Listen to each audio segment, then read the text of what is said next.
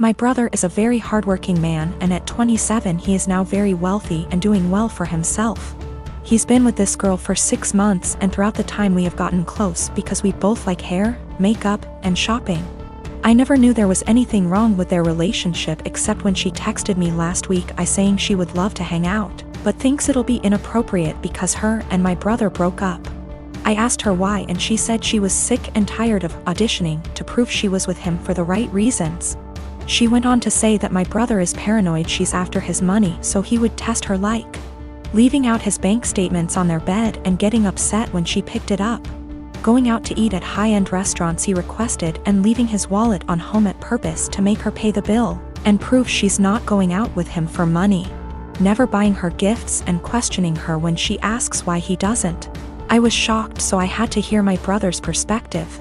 We spoke and he told me everything she said was true and that there's nothing wrong with making sure his girlfriend is with him for the right reasons. He said he left his bank statements on the bed and was peeking through the door to see if she would be curious, and when he saw her pick up the papers he knew in his gut she was using him for his money. So he set up the restaurant idea to see if she would get upset at paying a $500 bill, which she was. I asked him if he thinks her being an elementary school teacher could have contributed to her being upset at a $500 bill at a restaurant he wanted to go to, and he said no.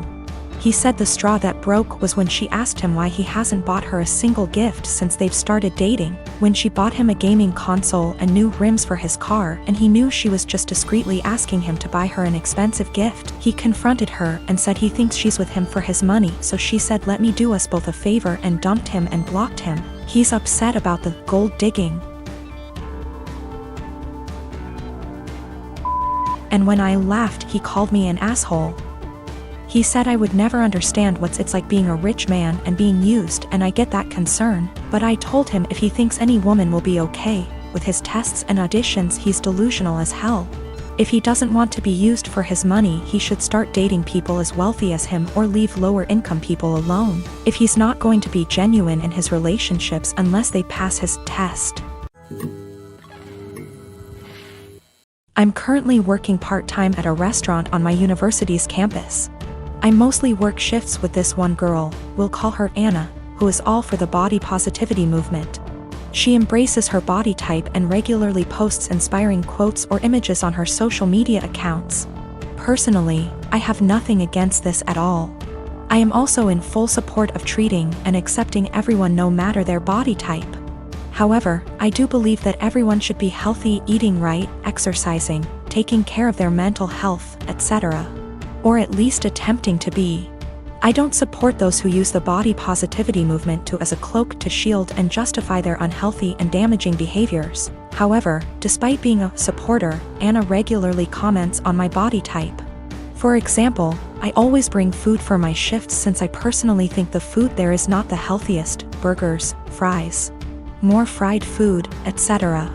Anna will often say things like, "You should eat a burger, you could use a few extra pounds, honey," or "You look skinnier than last week.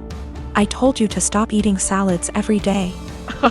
She'll sometimes even feign concern for me and ask me in private if I was struggling with my weight, and then proceed to tell me that I look way too skinny to be healthy. One time I was changing into my work shirt in the back and Anna saw my stomach and commented that my stomach was starting to look like a man's. I have no idea what that even means, but I doubt it was a compliment. These hypocritical comments have pissed me off. I enjoy eating healthy and cooking my own meals, and I enjoy working out and staying toned. Anna, on the other hand, gorges herself on the food in our restaurant, drinks about 3 cans of Coke per shift, and does not work out. I don't think this is healthy. Finally, during yesterday's shift, this guy I kinda like came in to get some food, and I was super excited to see him. He turned out to be a bit cold towards me, and the whole event was a bit anticlimactic. Oh well. Anna witnessed the whole thing, and after he left, she said, maybe he's into covey girls. I basically blew up at her and called her out for all of her hypocrisy. I asked how she could call herself a supporter of body positivity when she regularly shamed my body. Then I told her that she was unhealthy in many ways. I called her out on her eating habits. Bitter and jealous of others who are in control of their health and bodies, and deluded for believing that she is healthy and fit. She called me insecure and told me I was being rude. It was reaching the end of our shift, so I clocked out early and left so I didn't have to argue with her more. I was mad for a bit and told one of my best friends. She said that I was right and all, but that I was insensitive in the way I brought it up and suggested that I apologize. I'm standing my ground but want to hear other opinions as well. I live in a not so well-off area. I am not well off by any means, but I have a Wi-Fi connection. My Wi-Fi has a 4-device limit. It's the cheapest plan they have. My neighbors have a 12-year-old daughter who has to attend online classes. I know her well because she comes over fairly often to hang out with my daughter as they are friends. Her name is Shania. We live in India. Shania is an Indian name. I am also Indian. Shania's parents told her they cannot afford Wi-Fi, so she asked me if she can use mine. I agreed, and said the only condition was that she has to study hella hard and do her best. She agreed and has been using it for a while. Over the past 2 months, I have been finding it hard to use my Wi-Fi. The web portal for the Wi-Fi says 4 devices are constantly connected to it when all I am using is my phone, and my daughter is using her laptop. Sometimes, my daughter can't connect to her own classes and uses data. I asked Shania about it last week, and she said her parents forced her to tell them the password and that they have been using it. I went and spoke to her parents about it, and said that it is only for her to be able to attend classes. They said they will stop using it. But over the week, 4 times my daughter's classes got interrupted because there were multiple devices trying to use it. Yesterday, Shania told me that our other neighbors also have the password and are also using it, that her parents gave it to them. I went and warned her parents again, said I will change the password, but they made false promises again and shut their door. I changed the password and gave Shania the new one, but her parents forced it out of her again. My daughter's education needs to take priority. Her classes are important. I can't let her education take a back seat, but if I change it again and not give Shania the password, her education will get affected.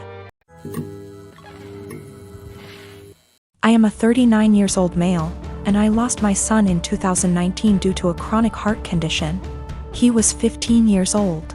It was devastating and I just couldn't take it, especially when my family did little to nothing to support me during these difficult times. They didn't bring my son meals when he was at the hospital. They didn't let me go home and rest even for a few hours. They didn't take care of other things while I had a lot to deal with. I wasn't offered any help, just words. They'd just talk but do nothing. Despite the struggle, I've created an account for my son's college fund and kept putting whatever I could get at the time, and my son would talk about that a lot. He was depressed but always believed that he was going to get better and continue his education and attend college. I started saving money to keep him motivated and to make him feel like he could be like any other kid with hopes for a good future. He had a very close friend that's about the same age as him. They were friends for 5 years, and I can't express how his presence in my son's life helped him through the worst days. Sometimes his friend would spend the night with us and try to get my son to do activities and lighten up his mood all the time. To be frank, his friend was closer to him than his own family. He never stopped visiting and asking how I'm doing after my son's death. He'd show me handmade projects he made for my son and as a way to remember him, and we'd sometimes just sit and talk together or cry together. Last week, while I was with my family, my sister asked me what I was going to do with my son's college money. I didn't want to mention this, but since she asked, I told her that I will be giving the money to my son's friend. She barely even recognized his friend and was confused and said that my nephew deserves this money since he's family. My mom agreed that I wasn't thinking straight and that I should help the people close to me, family, and that my nephew has a right to go to college, and I was wrong for giving this opportunity away to someone else. I didn't know what to say. They kept pointing out that I was making a mistake and how my nephew will resent me if he finds out. Thing is, my nephew wasn't close to my son. I don't even know why he'd be bothered. My sister went on about not being able to afford my nephew's college. I told her this was my decision, and I felt more comfortable that way. She started lashing out, constantly texting me, constantly wanting to talk to me, and ending up arguing. When I snapped, she had my mom calling me, basically guilt-tripping me and telling me I'm wrong and that I needed to think about this. It's just too much pressure and I'm feeling lost and unable to figure out how to deal with this.